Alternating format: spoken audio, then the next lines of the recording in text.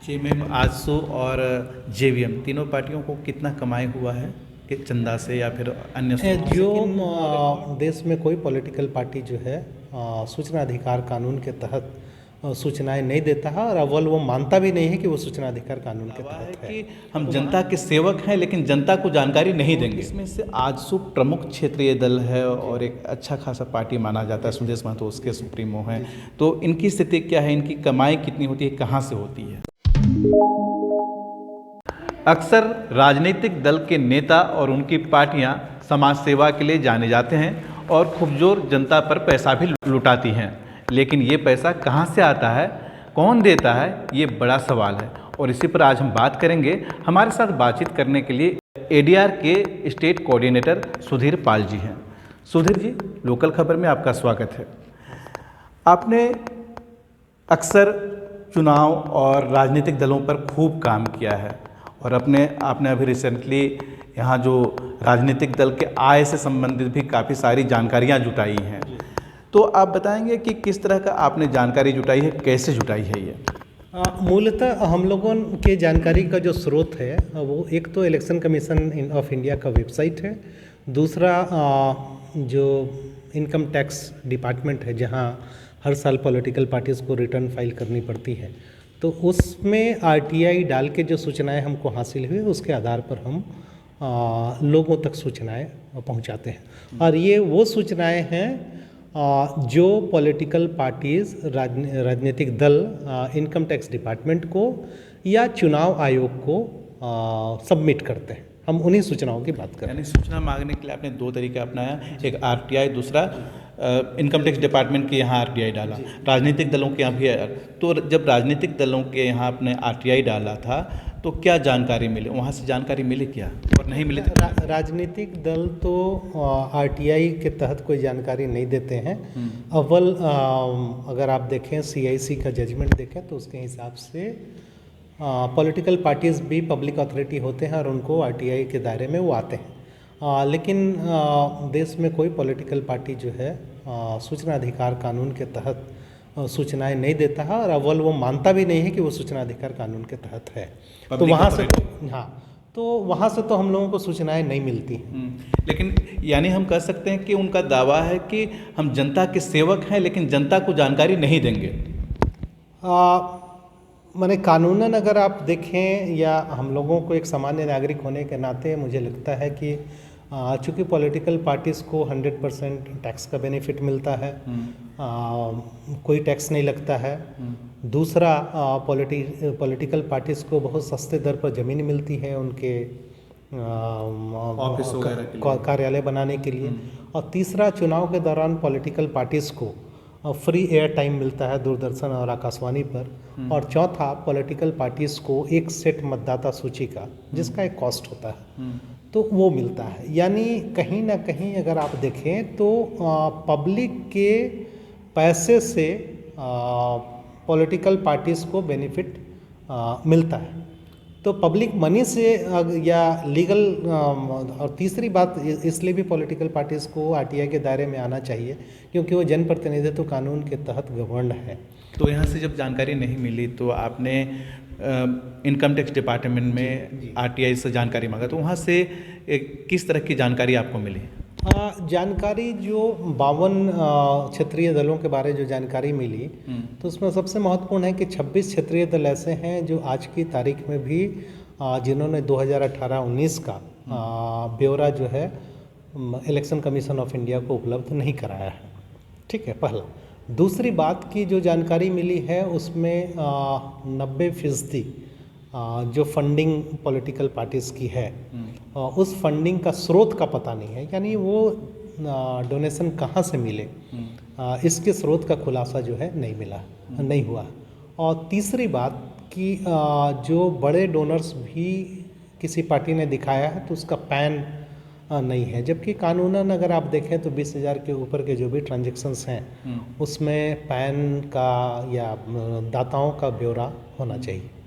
झारखंड में 3 प्रमुख क्षेत्रीय दल हैं, एक आजसू है, दूसरा ये जेएमएम है और तीसरा जेवीएम, जो अभी बीजेपी में चला गया है। तो इसमें से आजसू प्रमुख क्षेत्रीय दल है और एक अच्छा खासा पार्टी माना जाता है, सुदेश महतो उसके सुप्रीमो हैं। तो इनकी स्थिति क्या है, इनकी कमाई कितनी होती है, कहाँ से होती है? देखिए, कमाई कहाँ से होती है ये हम बताने की स्थिति में नहीं है, इसलिए कि इन्होंने स्रोत का खुलासा नहीं किया है। जेवीएम की भी बात करें तो 91% पैसे इनके जो हैं जिनके स्रोत का खुलासा नहीं है, और यही हाल लगभग जेएमएम का भी है।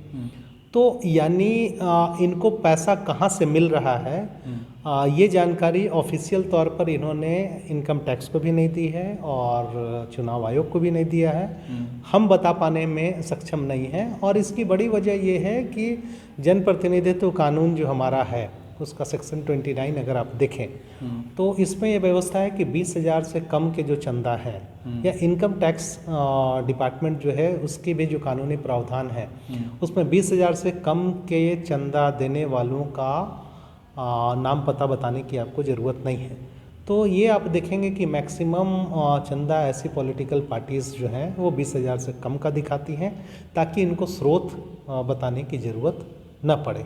लेकिन मेरी आपत्ति इसमें ये है कि चूँकि 2,000 से ऊपर का कोई भी कैश में कंट्रीब्यूशन अगर आप देते हैं तो वो टैक्सेबल होता है।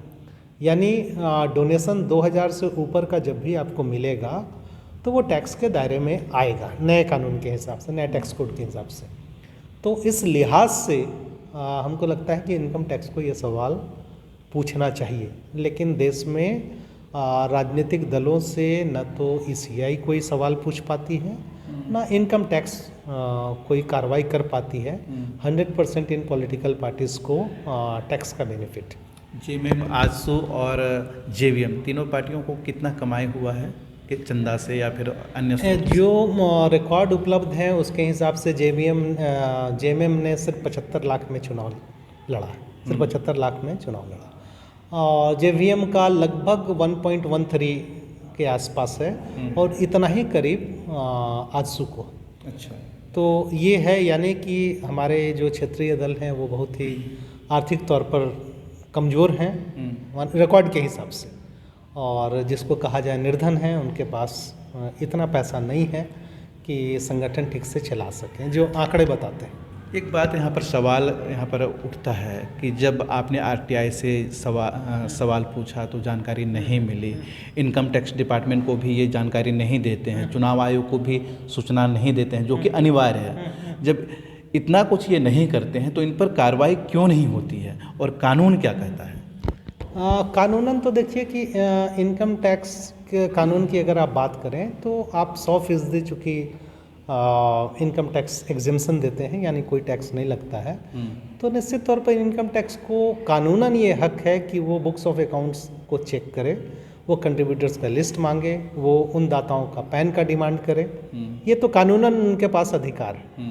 और ईसीआई को भी ये अधिकार है कि वो पूछे कि आपने जो बताया कि इतना पैसा हमको चंदा मिला, तो चंदा देने वाले कौन लोग थे, या आपने सबमिट, हमको रिपोर्ट अभी तक सबमिट नहीं किया, जो निर्धारित अवधि है उसके भीतर रिपोर्ट नहीं सबमिट किया, तो उसके खिलाफ वो कार्रवाई कर सकती है, ये प्रोविज़न है। लेकिन अभी तक कोई ऐसा उदाहरण नहीं है कि जहां इलेक्शन कमीशन ऑफ इंडिया या इनकम टैक्स ने कोई कार्रवाई पॉलिटिकल पार्टीज़ के खिलाफ की। लेकिन अक्सर ये देखा जाता है कि जब कोई निर्दलीय प्रत्याशी चुनाव लड़ता है और सही जानकारी नहीं देता है तो उसके अगले बार चुनाव नहीं लड़ने दिया जाता है। तो यही चीज़ राजनीतिक दलों के साथ क्यों नहीं होता है? देखिए, मैंने क्या कहा कि कानूनन स्थिति ये है कि अगर आप कंट्रीब्यूटर्स का पैन नहीं देते हैं, चुनाव में आपने अगर कहा कि आपको जो है 2 करोड़ रुपया चंदा मिला है और 2 करोड़ जिन्होंने डोनेट आपको किया उसका पैन नंबर आप नहीं दे पाते हैं, तो इस आधार पर उस पर कार्रवाई हो सकती है, ये कानूनन व्यवस्था है।